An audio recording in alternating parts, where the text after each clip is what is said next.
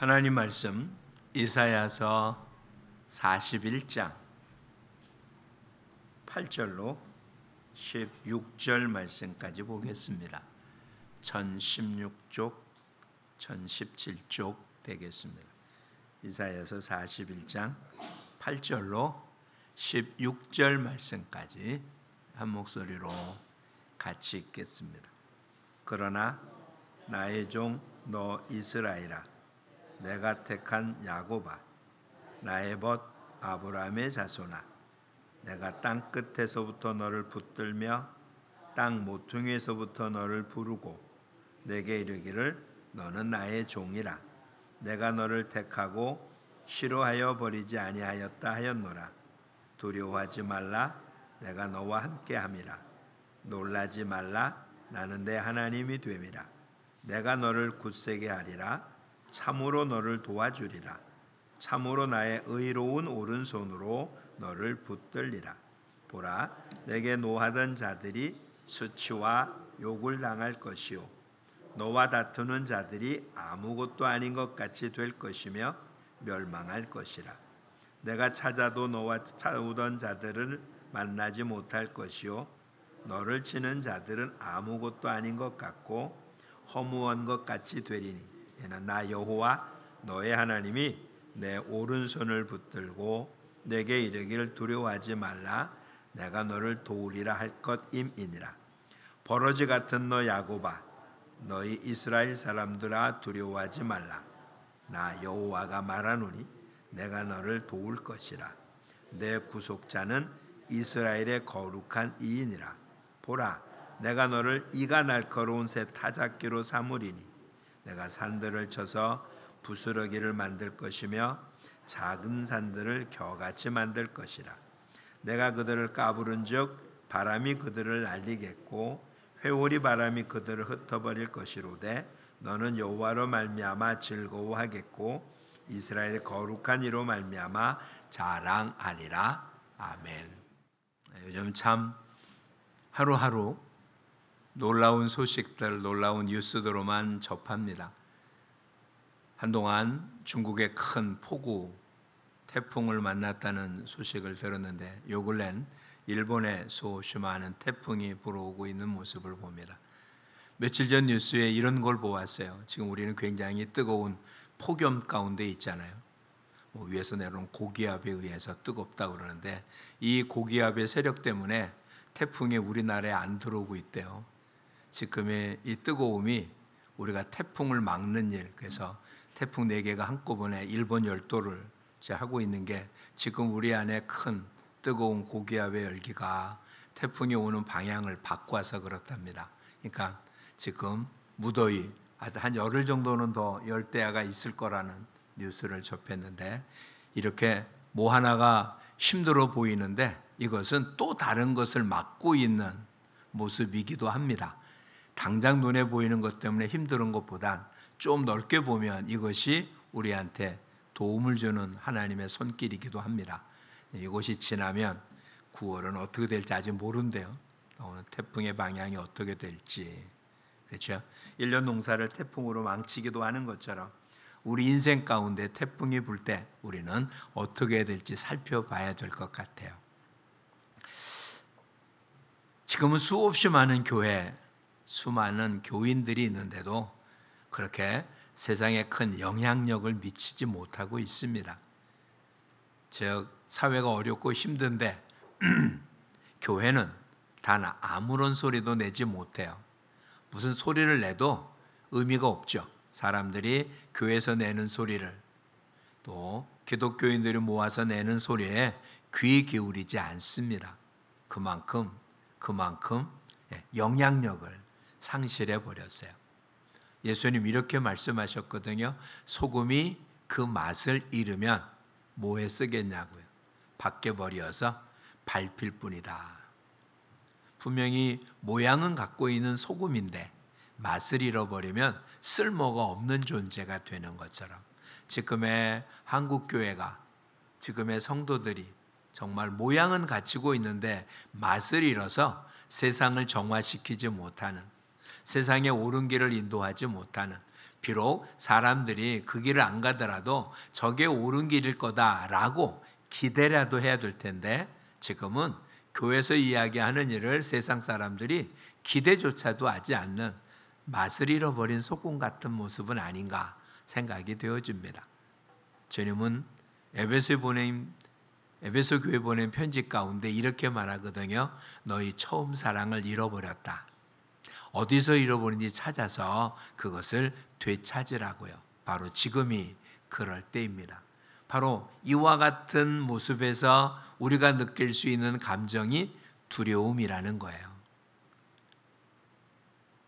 과거에는 믿는다라고 하는, 교회 안에 있고 신앙을 갖는다는 게 오히려 세상의 어떤 것보다 힘 있는 모습처럼 보였는데, 지금 오히려 신앙을 갖고 있다는 게, 교회 다닌다는 게 오히려 사람들로부터 조롱거리가 되어주는 모습이 되어서 우리 자신을 내놓기가 부끄러운 모습이 돼버린 거예요.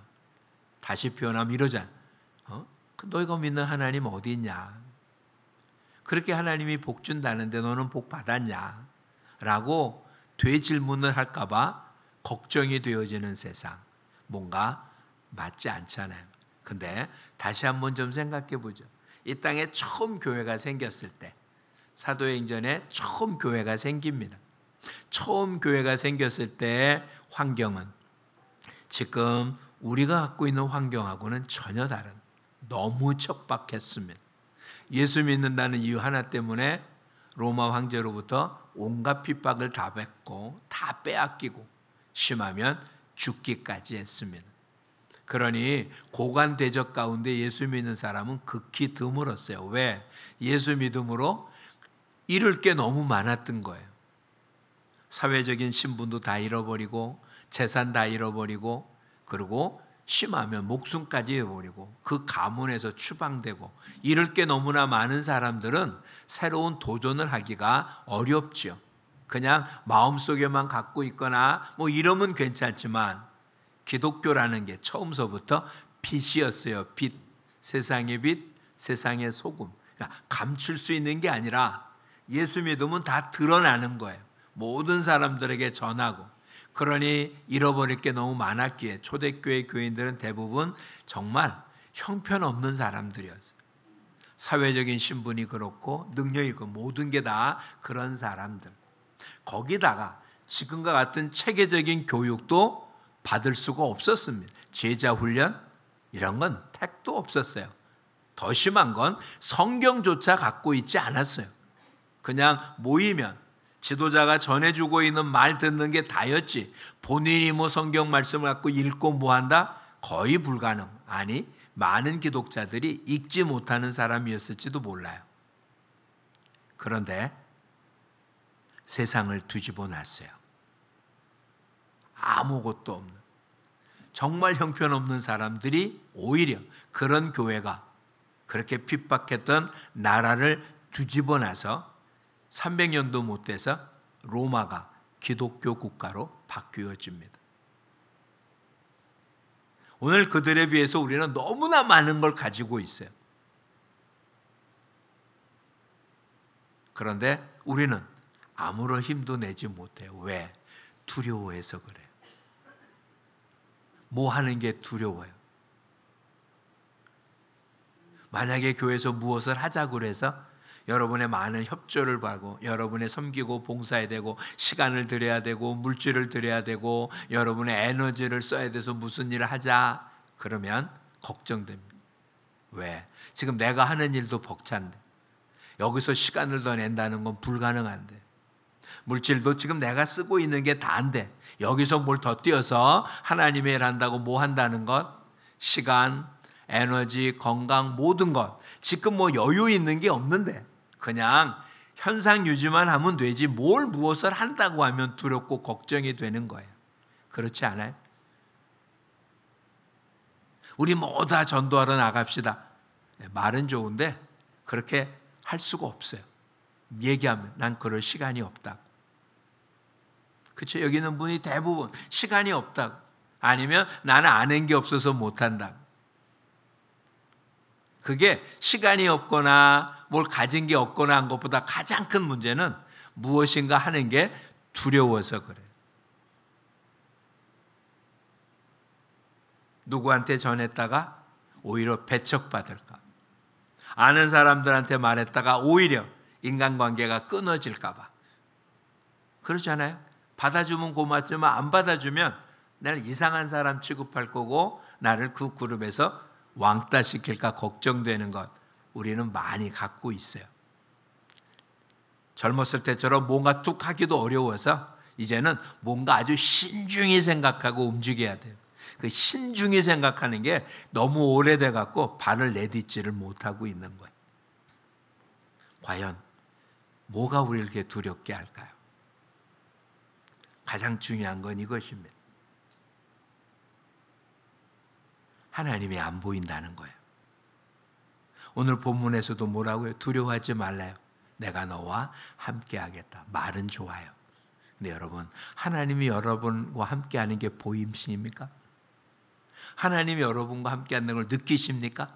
지금 하나님이 내 곁에서 나를 돕고 있다는 것이 느껴집니까? 그래서 골리앗이 내 앞에 있어도 두렵지 않고, 파도가 쳐도 두렵지 않고, 어떤 일이 생겨도 정말 편안히 잠을 잘 수 있는 그런 모습입니까? 그런 상태가 되기를 원하는 거죠. 그런 모습은 아니라고 여기는 거예요. 안 그래요? 여러분 스스로에게 답을 해보십시오. 여러분이 섬기고 여러분 믿는 하나님은 어디 계십니까? 그 하나님 어디 계십니까? 전능하신 하나님이 어디 계십니까? 치료의 하나님이라고 하는 여호와 라파의 하나님이 어디 계십니까? 저 하늘에 지극히 높은 곳에 계십니까? 그래서 나한테 오는데 시간이 오래 걸립니까? 나를 언제나 편안하게 해준다는 여호와 샬롬 평화의 하나님은, 화평의 하나님은 어디 계십니까? 모든 걸 다 준비해 주신다는 여호와 일의 하나님은 어디 계십니까? 하나님을 믿고 섬긴다고 하는데 히브리서에 기록된 대로 하나님이 계신 걸 꼭 반드시 믿어야 한다는데 하나님 계신 거 믿어요. 근데 그 하나님이 어디 계십니까? 저 3층천 하늘 꼭대기 계십니까? 아니면 내 마음 깊숙한 곳에 계셔서 그냥 나하고는 상관이 없이 계시긴 계신데 내 손 닿는 곳에는 안 계신 것은 아닐까요? 그렇죠? 실제인지 아닌지 모르지만 여호와 집에는 이런 얘기가 나와요. 종교개혁을 했던 루터는 계속 압박을 받습니다. 천주교의 모습으로서도 큰 압박을 받죠. 그래서 하고 있는 일이 아주 힘들어지고 해서 낙심해 있습니다. 신부였었기 때문에 루터는 결혼하고 있지 않다가 종교개혁을 일으킨 뒤에 수녀였던 분과 결혼해서 가정을 이루었습니다. 근데 계속 그렇게 낙심해서 우리로 얘기하면 코가 석자 하나 빠져 있자 그 다음날 그의 아내 되시는 분이 소복을 입고 루터 앞에 섰습니다. 묻습니다. 누가 돌아가셨냐? 그러니까 아내가 이렇게 말합니다. 하나님이 돌아가셨다. 무슨 소리냐? 하나님이 돌아갔다. 하나님이 돌아가시지 않았다면 당신은 왜 그렇게 낙심하고 있냐? 하나님이 살아계신데 왜 낙심하고 있냐? 왜 두려워하십니까? 하나님 살아계시잖아요. 그렇죠? 하나님이 여러분과 함께 하시잖아요. 임마누엘입니다. 하나님 말씀하고 가만히 계신 분이 아니잖아요. 빛이 있으라니까 어떻게 했다고요? 빛이 있었더라.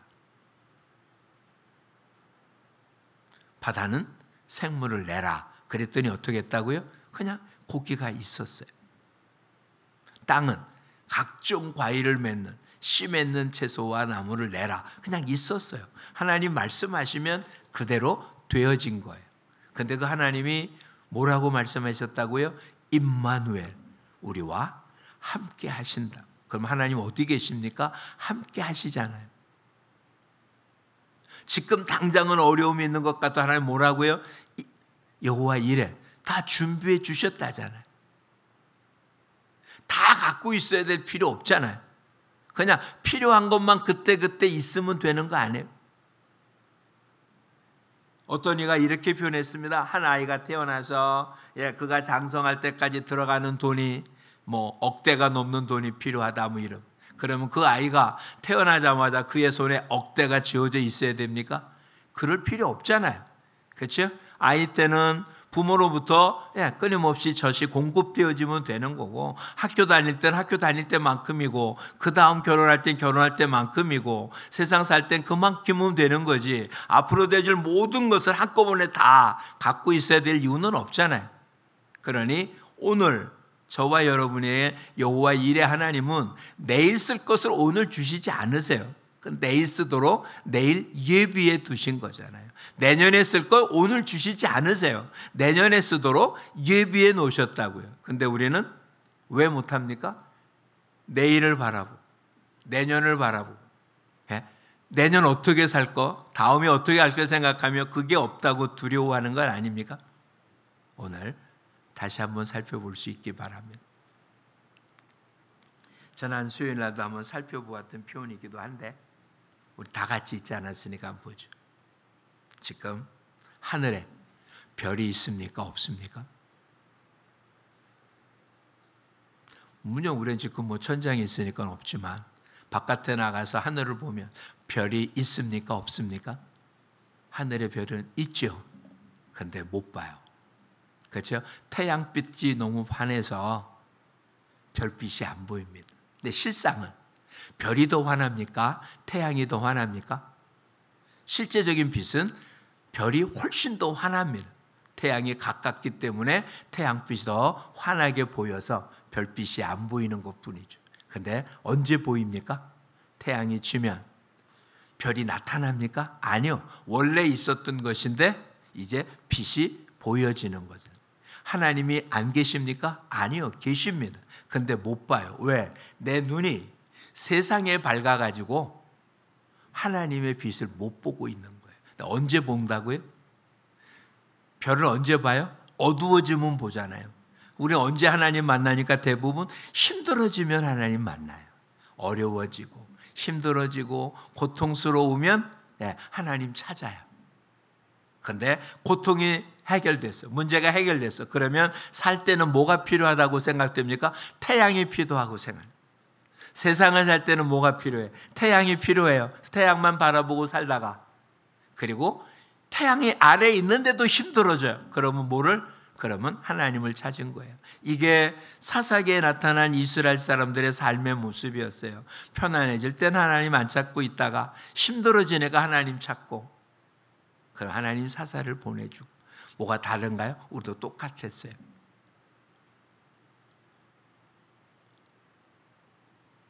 예수님의 제자 가운데 가장 위대한 직접 만난 제자는 아니지만 성경을 13권이나 기록한 사도 바울이 사도가 되는 과정을 사도행전은 이렇게 기록합니다. 그는 바리새파로 예수 믿는 자들 이단이라고 생각해서 다 잡아 옥에 가두기를 원했던 사람입니다.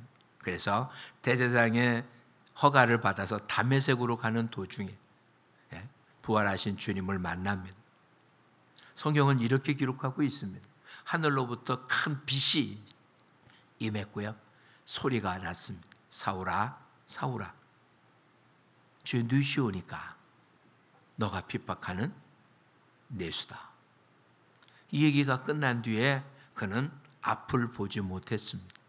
그리고 같이 가던 사람들이 무슨 소리가 들리겠는데 그게 천둥 소리인지 뭔지 구별을 못했어요. 사울만 하나님의 음성을 들었고 빛이 비춰짐으로 눈이 멀어졌어요. 그리고는 아나니아라고 하는 선지자가 그의 위에 안수함으로 성경은 말하기를 그의 눈에 비닐 같은 것이 벗겨져 보게 되었다. 사울은 세상의 밝은 자였어요. 그런데 영적으로는 어두운 자였어요. 세상 사람이 아니에요.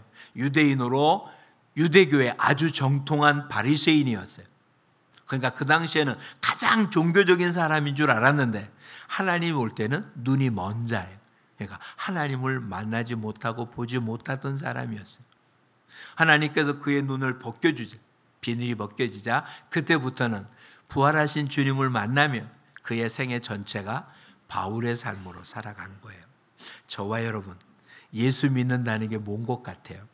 우리 눈에 비늘이 벗겨지는 거예요. 세상을 바라보며 물질, 즉 우리의 육신의 눈으로 볼 수밖에 없던 우리 눈에서 이제는 영적인 것을 보는 눈으로 바뀌어진 거예요. 근데 그렇게 바뀌어졌는데도 비늘 벗기기를 원하지 않아요. 왜? 세상에서만 살려고. 근데 하나님은 언제나 계십니다. 오늘 본문에 뭐라고 말씀하십니까? 두려워하지 말래요. 놀라지 말래요. 왜요? 내가 너와 함께 함이라. 하나님 여러분과 함께 하십니다. 믿으십니까? 어디 계십니까? 함께 계세요. 그 하나님이 함께 하는데 두려워할 게 있습니까? 이 땅에 하나님과 대항해서 싸워서 이길 자가 있을까요? 왜 풍랑이 잔잔해집니까? 예수님 한마디에 풍랑이 잔잔해지는 이유는 예수님이 왕이기 때문에 그렇습니다. 모든 피조물은 주인의 말을 들을 수밖에 없기 때문에 그렇습니다. 모든 피조물의 창조주 하나님이시잖아요. 하나님 말씀하시면 그대로 되는 겁니다. 그 하나님이 어떻게 한다고요? 함께 한다고. 주님이 여러분과 함께 하십니다. 근데 왜 두려워합니까? 예? 왜 걱정하십니까? 두려워하고 걱정한다는 건 다른 얘기가 아닙니다. 하나님이 나와 함께 한다는 것을 부정하는 것입니다. 그래서 두려움은 죄입니다. 그럼 이러면 좋잖아요. 하나님이 나와 함께함을 보여주면 좋을까요?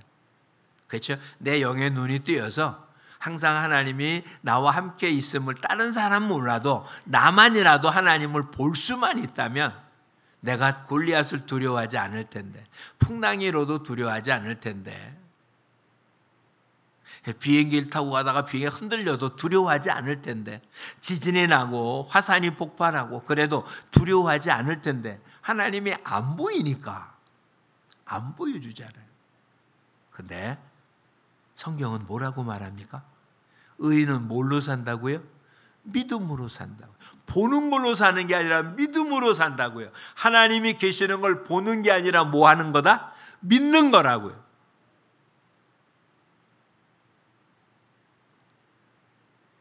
오히려 본다고 한 자는 예수님 말하기를 너가 본다고 하니 아직 못 보는 거다라고 이야기를 해요. 우리가 보고 알 수 있는 건 한계가 있거든요. 그러니까 하나님은 보는 분이 아니고요, 믿는 분이에요. 하나님 여러분과 함께함이 믿어집니까? 믿어지는 게 아니고요, 그냥 믿는 거예요. 그러면 하나님이 함께함을 믿는다면 어떻게 산다고요? 두려워하지 않고, 놀라지 않고, 염려하지 않고, 근심하지 않고, 걱정하지 않고 살면 주님이 나와 함께함을 믿는 자의 삶이 되는 거예요. 그런데 주님을 믿는다고 하면서 문제가 생길 때마다 걱정하고, 문제가 있을 때마다 두려워하고, 문제가 있을 때마다 주저앉아 버리면 그는 하나님을 믿는 게 아니잖아요. 왜? 문제가 있을 땐 하나님이 안 계신 거잖아요. 내가 두려워하는 동안은 하나님이 안 계신 거잖아요. 그렇죠? 우리 안에는 두려움이라는 것과 믿음이라는 게 공존하는 사람들이에요. 아담의 속성인 두려움이 존재합니다.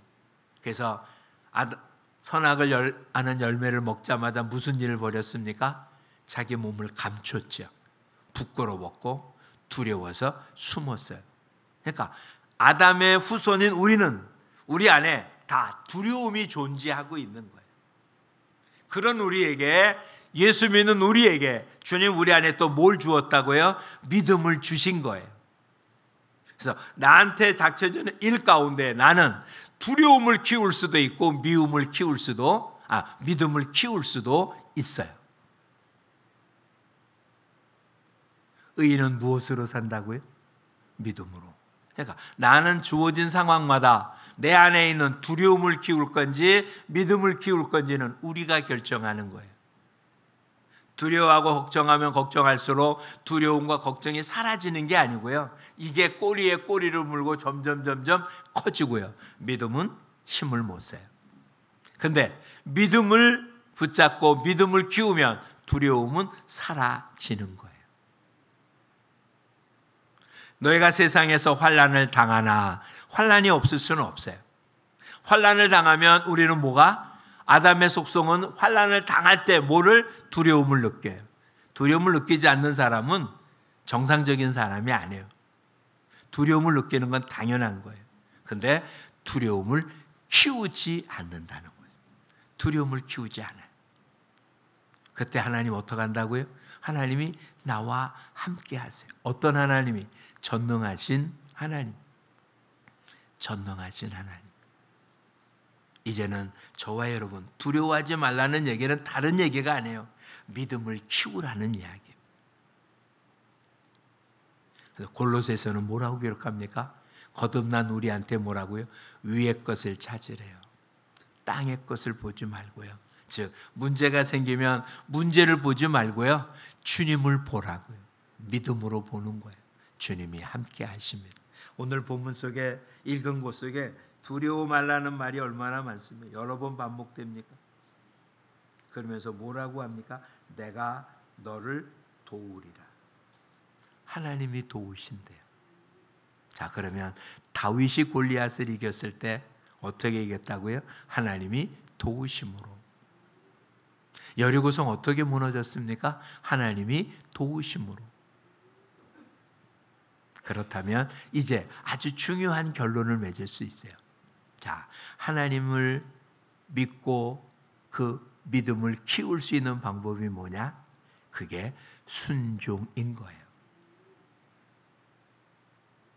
그렇죠? 여리고성 무너진 거 잘 알잖아요. 그냥 하나님 말씀하신 대로 하루에 한 바퀴씩 마지막 날 7바퀴 돌고 소리치니까 무너졌어요. 하나님이 도우셨어요. 그런데 하나님의 도움이 오는 방법, 하나님 말씀을 믿고 뭐 했기 때문에? 순종했기 때문에. 요단강 갈라지는 것도 어떡하고요? 하나님 뭐라고 말씀하셨습니까? 법궤를 짊어진 제사장이 요단강에 발을 담그면 물이 멈출 거다 말씀하셨어요. 그 말을 그대로 순종하니까 물이 멈춰져요. 그렇죠? 즉 두려워하지 말라는 말씀을 듣고 어떻게 하면?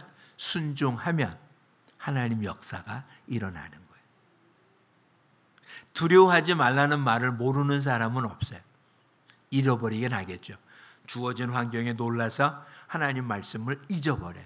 그래서 두려워합니다. 그래서 아무 일도 못하면 아무 일도 안 일어나요. 근데 주의 말씀이 생각났어요. 두려워하지 말래요. 오히려 기뻐하래요. 감사하래요. 기도하래요.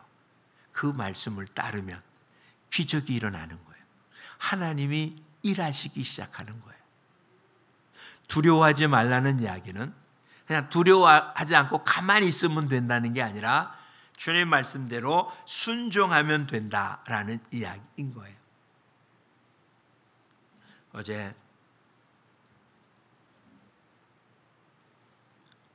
페이스북을 보다가 아주 재미난 걸 발견했어요.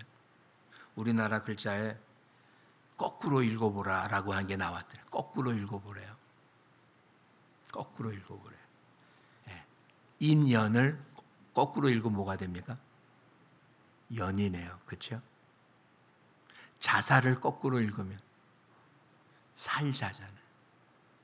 그렇죠? 이건 우리가 보통 쓰는 말이 아닌데 경상도 버전입니까? 내 힘들다. 거꾸로 읽어보시죠. 다 힘내자. 다 힘내가 되겠죠. 다 힘내. 다들 힘내. 근데 거꾸로 읽는다고 생각하지 말고요. 히브리 사람들은 우리처럼 왼쪽에서 오른쪽으로 글을 쓰는 게 아니라 오른쪽에서 왼쪽으로 글을 씁니다. 그러니까 우리는 자살이라고 썼는데 히브리식으로 읽으면 뭐가 된다고요? 살자가 되는 거예요. 내 힘들다라고 나는 썼는데 히브리식으로 읽으면 다들 힘내가 되는 거예요. 그렇죠? 성경은 우리 사고방식으로 기록하지 않았어요. 우리말로 번역돼서 왼쪽에서 오른쪽으로 읽고 있지만 성경은, 특별히 구약 성경은 오른쪽에서 왼쪽으로 읽어야 되는 히브리어로 기록되어 있어요. 그러니 성경을 읽을 때는 우리 사고방식으로 읽는 게 아니라 히브리적 사고방식으로 읽어야 돼요. 그게 하나님의 방식인 거예요. 하나님은 우리한테 똑같은 환경을 주었어요. 근데 그 환경을 보고 뭐라고요? 두려움을 키우지 말고 뭘 키우라고요? 믿음을 키우라고요. 풍랑을 봅니까? 풍랑 위를 걸어오고 있는 예수님을 보십니까? 육신의 눈에는 풍랑밖에 안 보이는데 영의 눈에는 주님이 그곳에 계시잖아요. 더 심각한 문제는 예수님이 탄 배가 풍랑이 일어났잖아요. 근데 예수님 뭐 하고 계셨다고요? 배 고물에 벽에를 베고 주무시더라.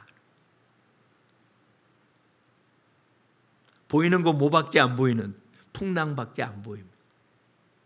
제자들이 예수님을 깨웁니다. 주여, 우리가 죽게 되었습니다. 근데 예수님 뭐라고요? 왜 두려워하느냐? 믿음이 적은 자여라고 합니다. 무엇을 보냐는 거죠. 무엇을 믿느냐고. 풍랑 때문에 죽을 게 두렵습니까? 이 배를 탈 때 예수님 뭐라고 말씀하셨습니까? 바다 건너편으로 가자 그랬습니다. 다시 표현할까요? 하나님 말씀하시면 어떻게 된다고요? 그대로 됩니다.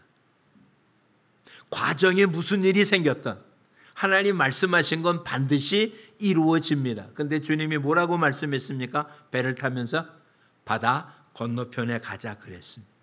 중간에 풍랑을 만났습니다. 어부들인 그들이 볼 때도 이 풍랑은 해결할 방법이 없었습니다. 주님을 깨웁니다. 그럼 잘했다고 해야 될 거 아니에요? 이럴 때는 어떻게 된다고요? 나를 찾아야 된다 라고 얘기해야 될 것 같은데 주님 그렇게 말씀하지 않습니다. 오히려 야단치십니다. 왜 두려워하냐고. 내가 뭐라고 얘기했냐고. 주님 뭐라고 얘기했습니까? 바다 건너편에 가자. 이 얘기의 결과는 뭘까요? 정말 가고자 하는 목적지에 도달됐고 거기서도 복음을 전했습니다. 이게 그 이야기의 결론이에요. 무슨 일을 만났던 주님이 말씀하신 건 그대로 된다라는 얘기예요. 그러니 나타난 것 때문에 두려워서 걱정하면 주님이 옆에 있는 게 안 보이는 거예요. 걱정한다고 이 배가 목적지에 도달 안 할까요? 아니요. 거기서 발 동동 구르고 죽겠다고 야단쳐도 이 배는 예수님 말씀하신 대로 목적지에 도달될 겁니다. 수없이 많은 우리의 신앙의 선배들이 경험, 오히려 풍랑으로 인하여 더 빨리 갔지 풍랑으로 인하여 늦게 갔다고 표현하지 않아요. 다른 단어 생각을 해보겠습니다. 역경이라는 단어를 히브리식으로 읽어보십시오. 히브리 방식으로. 역경, 경력이 됩니다. 힘들고 어려웠던 모습 오히려 우리의 경력이 된다니까요. 그러니 풍랑 만나는 것 때문에 두려워하지 말고요. 주님이 내게 뭐라고 말씀하셨는지를 기억하십시오. 이들이 대단한 사람이기 때문에 주님이 그들을 두려워하지 말라고 그랬나요? 14절을 보십시오. 버러지 같은 너 야곱아.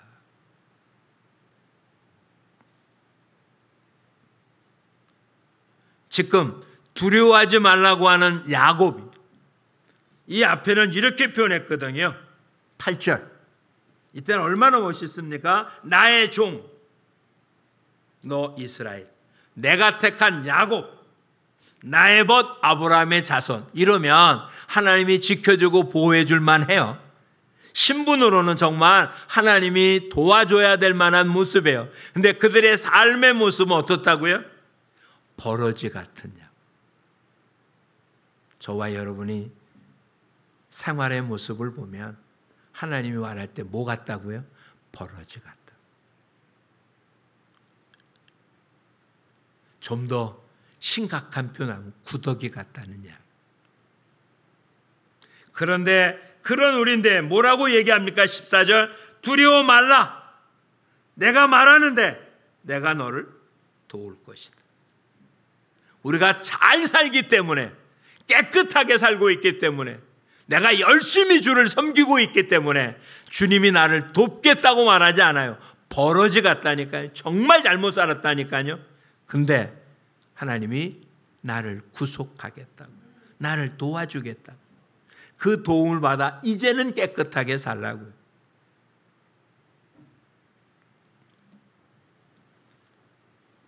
이젠 정말 믿음으로 사는 우리 모두가 되기를 축복합니다. 하나님이 말씀하시면 그대로 됩니다. 어떻게 될지, 어떤 과정을 통할지, 어떤 방법으로 이루어질지 모르겠습니다. 그러나 하나님을 신뢰합시다. 하나님 말씀하신 건 반드시 이루어지는데 그 하나님이 뭐라고 말씀했다고요? 버러지 같지만, 지금도 온전하지 못하지만, 지금도 형편없지만 하나님보다 내가 너와 함께 하겠다는 말은 바꾸지 않으셨습니다. 하나님은 나와 함께 하십니다. 한 번도 떠나본 적이 없습니다.